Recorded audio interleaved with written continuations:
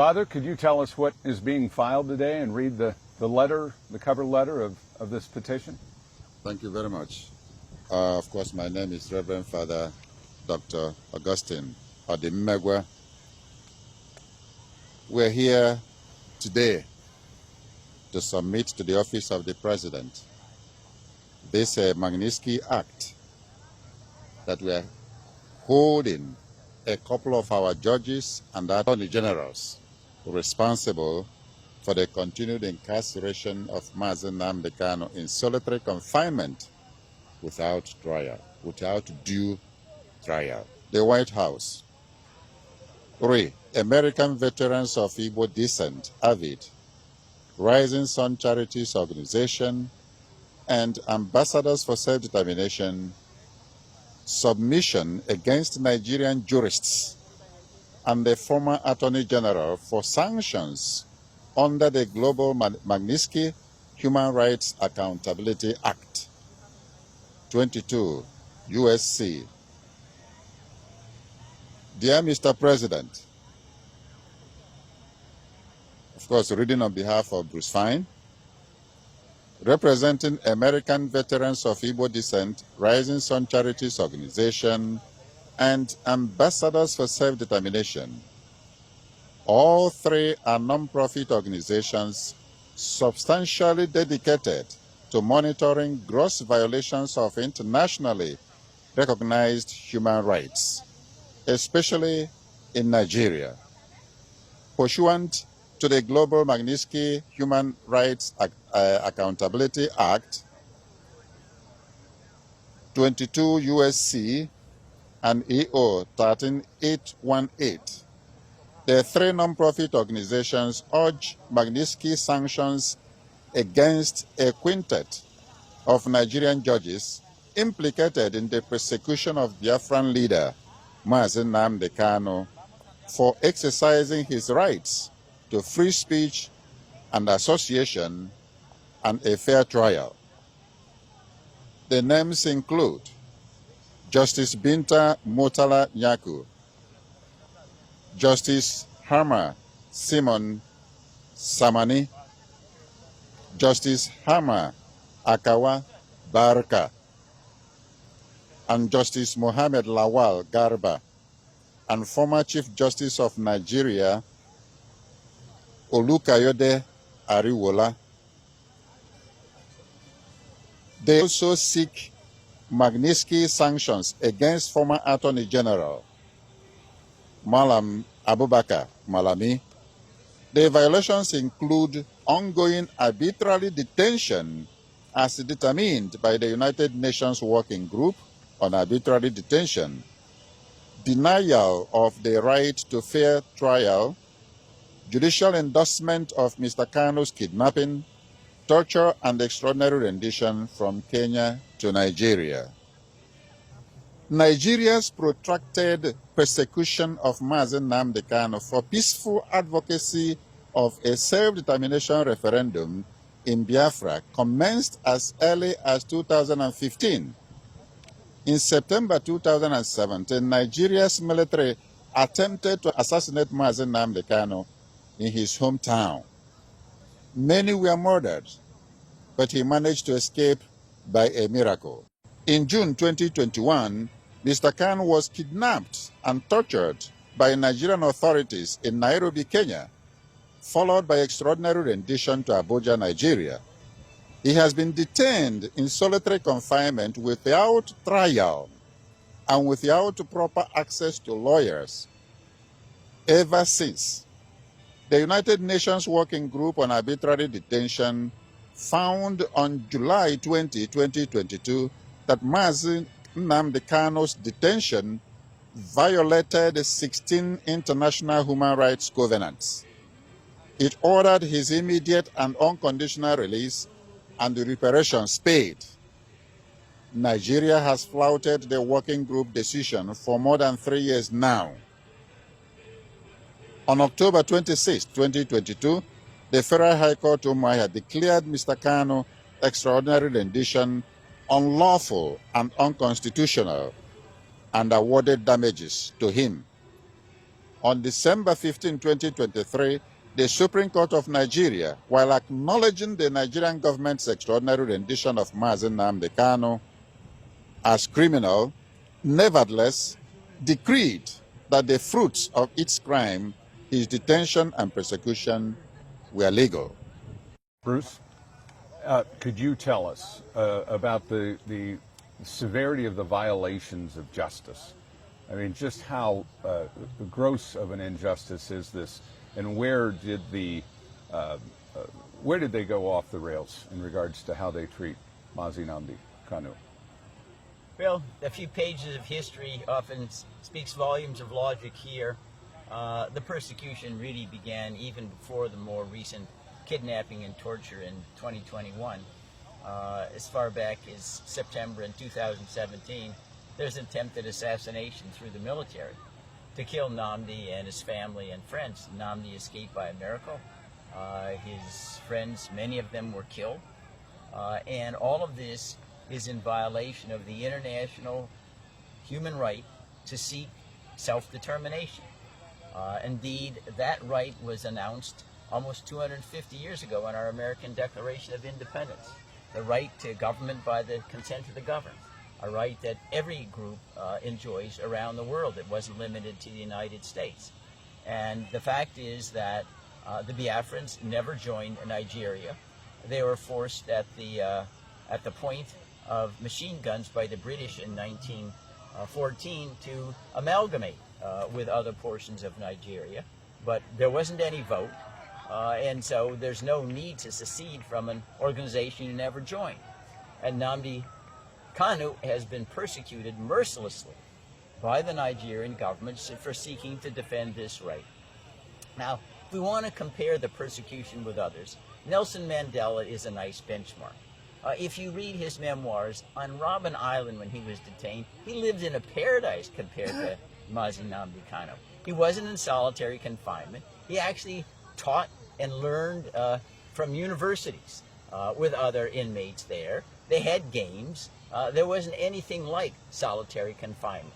He had access to lawyers. Mazi Nnamdi Kanu does not. He doesn't even have access to me. I've been 6 times. They say, no, Mr. Fein, you can't visit with him. Even the persons who visit with him, they can't take in any pencils, no papers. Everything is recorded. Everything is videoed. There's no privacy whatsoever. So again, if we want to take a comparison with Nelson Mandela, who ended up being not only a Nobel Peace Prize winner, but an international hero, he suffered far more grotesquely. And it's continuing to this very day, after 4 years. Now, I'd like to amplify for our audience here as well, the Global Magnitsky Human Rights Accountability Act empowers the President to identify foreigners who are guilty of gross violations of human rights, freeze their assets, and ban them from ever traveling to the United States. And that's what we're asking happen in this particular case with regard to the 6 individuals that we identify in our petition. Now, one of the other elements that comes from the Global Magnitsky listing is it's a stigma. It puts you in the same category as notorious, horrible human rights violators, Adolf Hitler, Joseph Stalin, Kim Il-sung in North Korea, anyway, all the ones that you remember by reading in the newspapers. And we would hope that the Nigerians would wake up. This is simply the opening shot, if you will, of trying to obtain justice for Nnamdi Kanu. If others do not shape up and help and insist on his release, they will be on the list that we present to President Trump as well. And that ought to be a message that goes out to everyone in Nigeria who's been involved in this complete travesty of justice against Mazi Nnamdi Kanu. You will be our next petition if within the next short while Nnamdi Kanu is not free as he deserves to be under international law. Bruce, can you expound on the teeth that are in the Magnitsky Act and just how deep can they go to both the individual and the country? Well, the individuals can be banned from ever visiting the United States. They can't do business here. If they have any assets, they will be frozen. But the United States also can, under Magnitsky and related laws, impose embargoes. They can cut off, they can impose tariffs. We know Mr. Trump might slap 500% tariff on Nigeria in order to encourage them to release Mazi Nnamdi Kanu. They're almost a limitless array of sanctions, if you will. They could send, they could cut off all military supplies, which right now Nigeria is quite dependent upon the United States for a military supply. They should prevent them from getting access to World Bank loans or IMF loans. So there's a huge arsenal that the President of the United States wields to pressure Nigeria to doing the right thing. We don't want to go that way. Mr. Trump doesn't want to take the Nigerian people, who oftentimes suffer with the sanctions, down with the leaders. But after all, the leaders and the acquiescence of the people, especially the Fulani, are responsible for the plight of Mazi Nnamdi Kanu, and they need to take risks themselves in order to do the right thing. And say, well, I don't want to take a risk. The government will retaliate. Well, Mazi Nnamdi Kanu took a risk far greater than anybody's asking you to take. It's time to be accountable for your own country and your own compliance with international law, and push back against the government of Nigeria that, again, has acted in dastardly criminal fashion for at least 40 years. And I want to underscore, what the government did is a crime. Think of this obtuseness. Nnamdi Kanu is being prosecuted by the criminal organization that captured and prosecuted him. It's the government should be prosecuted by Nnamdi Kanu, not the other way around.